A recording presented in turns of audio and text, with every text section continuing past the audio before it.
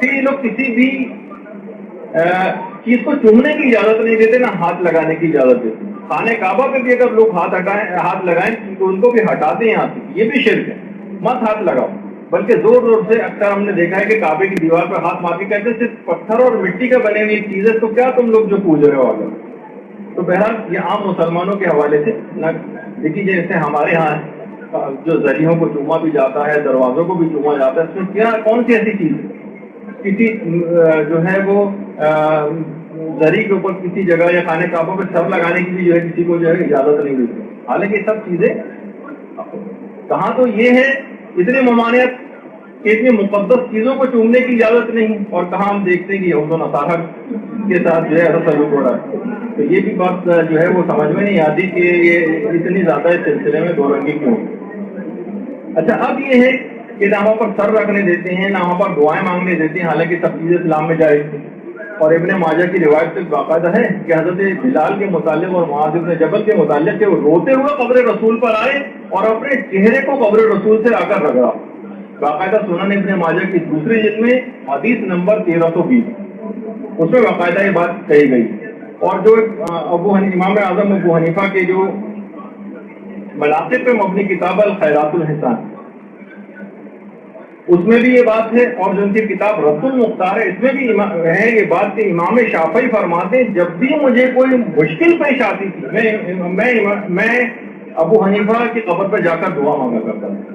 یعنی خود امام شافعی کا عمل یہ بات بتا رہا ہے کہ وہ اس طرح سے قبروں پر جا کر دعائیں مانگتے تھے. اور امام ذہبی جو ان کی کتاب معجم الشیوخ ہے، اس میں فرماتے ہیں کہ امام احمد بن حنبل، ان کی فقہ حنبلی آج پوری سعودی عرب کے اندر رائٹ سمجھی جاتی ہے، وہ امام احمد بن حنبل نہ صرف قبر کو چومنے کو جائز قرار دیتے تھے، چھونے کو جائز قرار دیتے تھے، وہاں پر دعا کرنے کو جائز قرار دیتے تھے، تمام تبرکات کا احترام کرنے کو جائز قرار دیتے تھے. اور ان کے خود بیٹے کہتے ہیں امام احمد بن حنبل کہ وہ خود امام احمد بن حنبل فرماتے تھے کہ رسول اللہ کے جو اصحاب تھے وہ ڈائریکٹلی رسول کو اپنی آنکھوں سے دیکھتے تھے، براہ راست رسول اللہ کی موجودگی سے برکت حاصل کرتے تھے، براہ راست رسول کے دونوں ہاتھوں کے بوسے لیتے تھے، دونوں ہاتھوں کے بوسے لینے میں، ان سے سبقت لے جانے میں آپس میں جھگڑا کیا کرتے تھے.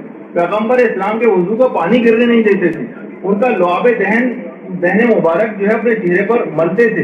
ہمیں یہ سب خوش قسمتی حاصل نہیں، تو ہم خود کو کچھ حاصل نہیں تو ہم کیا کریں؟ ہم خود کو قبر رسول پہ گرا دیتے ہیں، ان کی قبروں کے بوسے لیتے ہیں. جو ہم سے ممکن ہو سکتا ہے ہم وہ کرتے ہیں، ہم اس سے استفادہ کر لیتے ہیں جو ہمیں میسر ہے. تو کیا حرج ہے اس میں؟ کیا قباحت ہے؟ پیغمبر خود ہوتے تو ہم وہ شرف ان سے حاصل کرتے ہیں. جو پیغمبر ہمارے درمیان میں نہیں ہے، ہم ان کی قبر پہ جا کر ان سے جو منسوخ چیزیں ان کا بوسہ لے لیتے، اس میں کون سی حرام والی بات؟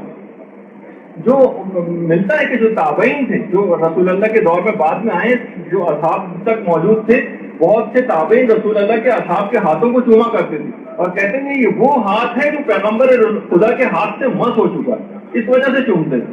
یعنی رسول اللہ سے اپنی محبت کا اظہار کرتے تھے. یعنی وہ رسول جو کہ ہمیں اپنی جان سے، اپنی مال سے، اپنے ماں باپ سے اور اپنی اولاد سے بھی بڑھ کر ہم جس سے محبت کرتے ہیں، کیا اس کی محبت کسی اظہار کا تقاضا نہیں کرتی؟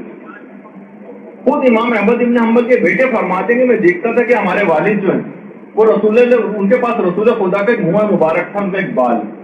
وہ اس حد تک امام احمد بن حنبل اس مبارک بال کا اتنا احترام کرتے تھے، اس کے بوسے لیتے تھے، اس کو آنکھوں سے لگاتے تھے، اس کو پانی میں ڈوبو کر اس کا پانی پیتے تھے. رسول اللہ کا پیالہ ان کے پاس موجود تھا، اس پیالے کے اندر پانی پیتے تھے، اس پیالے کے اندر پانی ڈال کر اپنے چہرے کے اوپر چھڑکتے تھے برکت کے لیے. باقاعدہ فتاوی رضاویہ میں احمد رضا خان بریلوی نے ان تمام حوالوں سے سب چیزیں تحریر فرمائی. تو دیکھیے زیارت قبور کے اس کے بڑے فائدے ہیں. بزرگوں کی قبروں کا جو ان کی عظمت ہے، اس کا ایک احترام ہے، اس کی قدردانی ہے، یہ انسانی شرافت کی علامت سمجھی جاتی ہے. قبریں ان کی سیرت کی پیروی کا ایک پیغام دیتی ہیں. قبروں سے انسان، عام قبروں سے بھی انسان جو ہے وہ عبرت حاصل کرتا ہے. دنیا کی چکا چوند سے جب انسان گھبرا جاتا ہے تو بہرحال اس کی غفلت کو دور کرنے کے لیے یہ تمام قبریں رکھی گئی ہیں، اور آخرت کے لیے اس کو بیداری حاصل کرتا ہے ان قبروں سے. بہت فائدہ مند چیزیں. لواحقین جو ہیں وہ ان کی محبت کرنے والوں کے جذبات کی تسکین قبروں کے ذریعے ہوتی ہے. وہ ان کی ہم نشینی کا احساس کرتے ہیں ان کی قبر کے اوپر جا کر.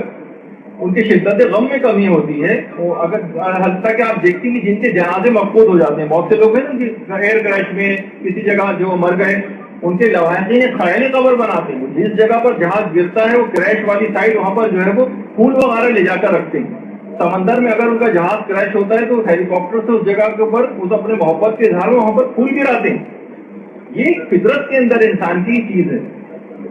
اچھا, زمین پر بھی بہت سے لوگ خیالی قبور بناتے ہیں. پتہ ہے, کوئی بھی زمین کا ایک ٹکڑا لے لیتے ہیں, اس پر ایک خیالی قبر بھی بنا لیتے ہیں بہت سے, جیسے گمنام سپاہی کی قبر اور فلاں اس طرح سے, کہ جن کی کوئی اس طرح سے موجود نہیں. جیسے کہ روایات کے اندر بھی ملتا ہے کہ حضرت ام البنین سلام اللہ علیہ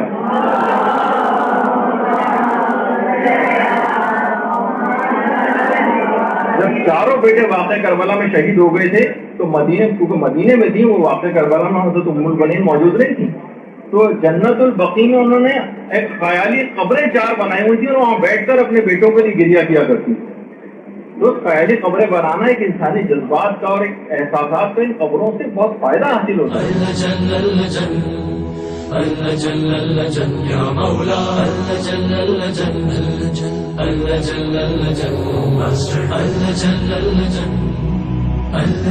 يا صاحب السماء